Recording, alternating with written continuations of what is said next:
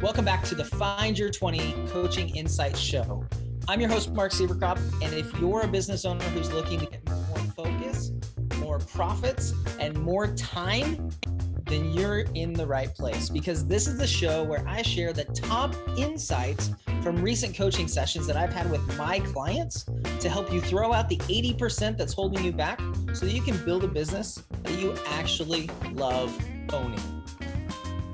That's right. If your business was these 5 Kit Kat bars, let's see here, 1, 2, 3, 4, 5, we would throw out 4 of them. I had to throw them on my desk or my chair over here because I didn't want them to be everywhere. And we would focus on the single one that would make the biggest impact in your life. I love Kit Kat bars. Okay, so today, the featured resource for this episode is my recommended resources page on my website. Look, this is where you can find the most recommended books, tools, resources that I recommend to my personal clients. And you can get it or go there, and I'm always updating it, always adding new things. As a matter of fact, I just added a few new things this past week. And you can get there by going to findyour20.com/my best resources. And that'll be in the show notes and the description for this episode as well.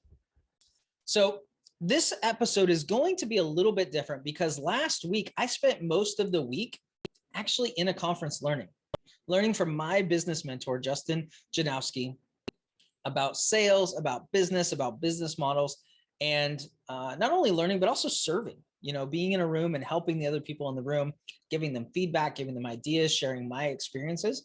So many of the things that I'm going to share with you this week are things that I learned there, either as I was doing some impromptu coaching with some of the other attendees, or things that I heard Justin or one of his team coach somebody else on.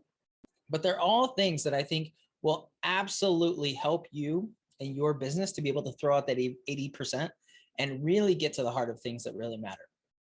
So the first one that I want to talk about is something that came up for me as we were in the conference. And I want to ask you this question. What are you afraid of? What are you afraid of? Because that's something that came up during the conference. And what I realized is one of the things that's been holding me back personally is I'm terrified of being considered arrogant. I have a really, really hard time saying that I'm a good coach, that I'm a great coach, that I'm really good at what I do. That's hard for me.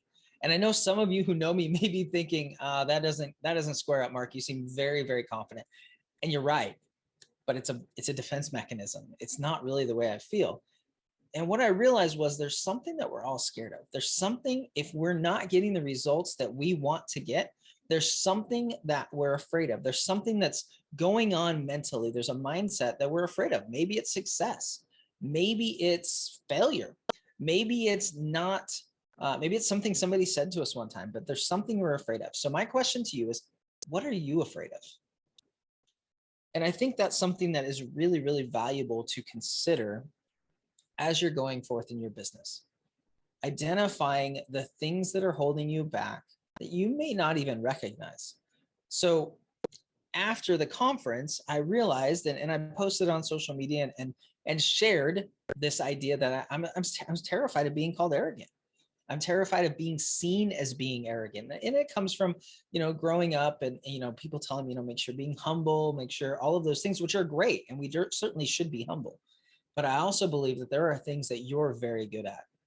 And I don't want you to hide those things because you're afraid of what somebody else might say. If you say, you know what, I am really good at coaching. I am really good at helping people with their health. I am really good at serving people in my industry. There's nothing wrong with saying that. You can say that and be humble at the same time. Now, the second one is a phrase that has come up because of Top Gun. And it's the thing that Maverick says many times in the new Top Gun, which is don't think, just do. And that applies in our business. Sometimes we overthink everything and we can get caught up in thinking and we don't do. And one of the best ways to move ahead in your business is to take action. It's to do things, not just think about them. We need to do things. We need to take action. We need to take steps. I love what my friend Richie Norton says. He says, magic happens when you're in motion. Magic happens when you're in motion. So if you're not sure what to do something, take a step, because you probably know the right thing to do. You're just overthinking it. You're thinking too much about it. And that keeps you from getting into action, getting the feedback so that you can make adjustments and move forward. That's a really, really valuable thing. As a matter of fact, this morning, earlier today, I posted on TikTok and Facebook and Instagram, which, by the way, would love to have you follow me on those places if you haven't. But I posted and I talked about how a lot of times we overthink our marketing. We think we need to have this ultra long funnel. We need to have this massive sales process. We need to have all these triggers and rules and AI and all of these things. And we forget that business is about relationships. It's about people. And when we get so caught up in all of the ways that we do things, the how, we forget that really what it comes down to is interacting with people, helping them solve a problem, and then building that relationship. That's all business is, whether you're online or offline. So if you're stuck, don't think, just do. All right, the next one is something that one of the other attendees at the conference last week said that I absolutely loved.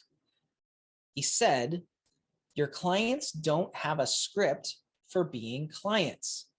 And his point was that when we are working with people, the best thing you can do to help them to have a good experience is to tell them exactly what is going to happen and to give them a script for how the process is going to go.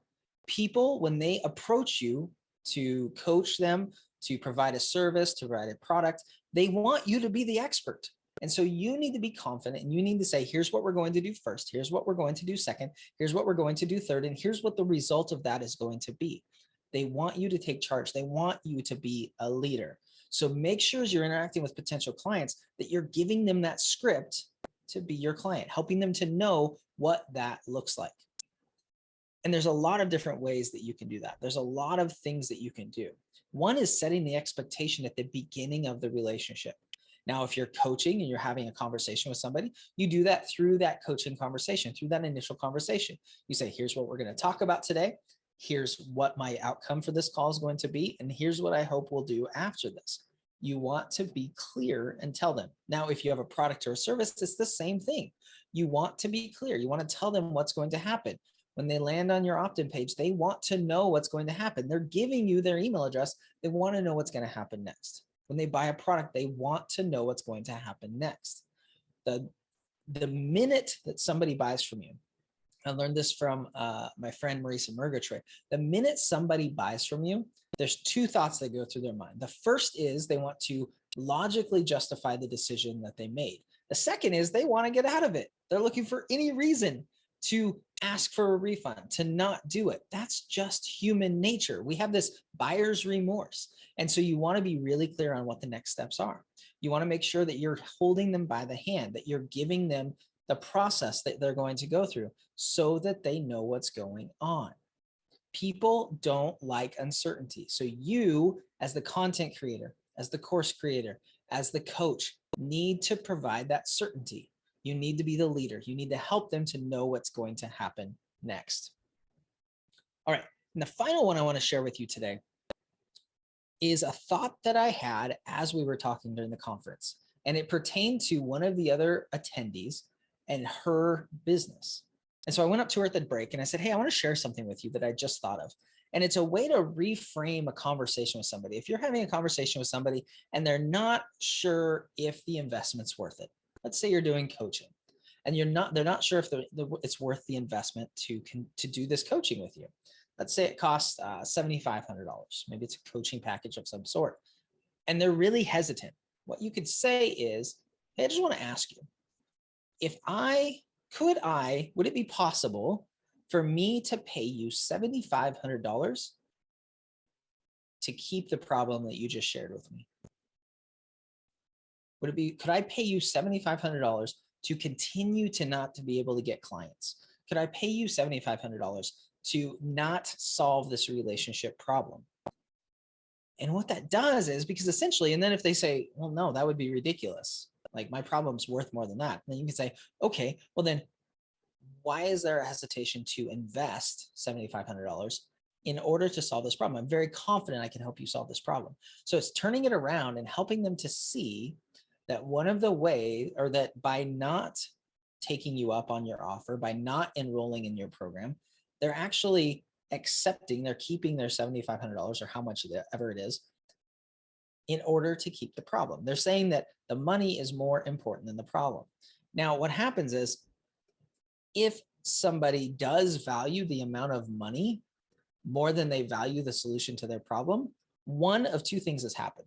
One, you haven't helped them to identify and to understand that the value of your program, the value of getting a solution, is worth more than the money that they're going to pay. And the second is, you haven't helped them to identify that the problem is that big of a deal. The problem is that big of a deal. They're saying that it's not as big of a problem as they value the money. So that's the key. That's how you get somebody to buy, is you have to help them to decide, not make them. You have to help them come to the conclusion and decide that the solution to their problem, solving their problem through whatever you're offering them, is worth more than the money that they will pay. They have to be willing to They have to be willing to part with that much money in order to solve the problem. And if they're not willing to do that, something hasn't happened. Either the cost is too high, the solving of the problem hasn't reached that level, or the opposite, that the problem isn't big enough. So we either need to raise this up, or we need to make sure that this is the same level. That's what you have to do. And so that's one of the ways to think about it, is, could I pay you X amount of money to solve your problem? So those are the things that I've learned this week that I wanted to share with you to help you to move forward in your business, to get rid of the 80% that's holding you back and focus on building a business that you actually love owning. I want to thank you for listening. And if you haven't yet, make sure you grab a copy of my book, Find Your 20, by going to findyour20.com/grab your copy. And I'll drop it in the mail right away. And by the way, it costs less than getting it from Amazon. You can get it from Amazon if you want. I still get paid a commission, but it costs less if you get it from me. And I throw in some extra goodies in the box as well. So findyour20.com/grab your copy. You can also get the audio version of the book, Find Your 20, by going to findyour20.com/free audio. And that way you can get the audio. It doesn't cost you a thing. It's my gift to you. And as always, please make sure to leave a rating and review for the podcast on your favorite podcast player. That's the way people find the podcast and really get to enjoy it themselves. And until next time, get out there and chase your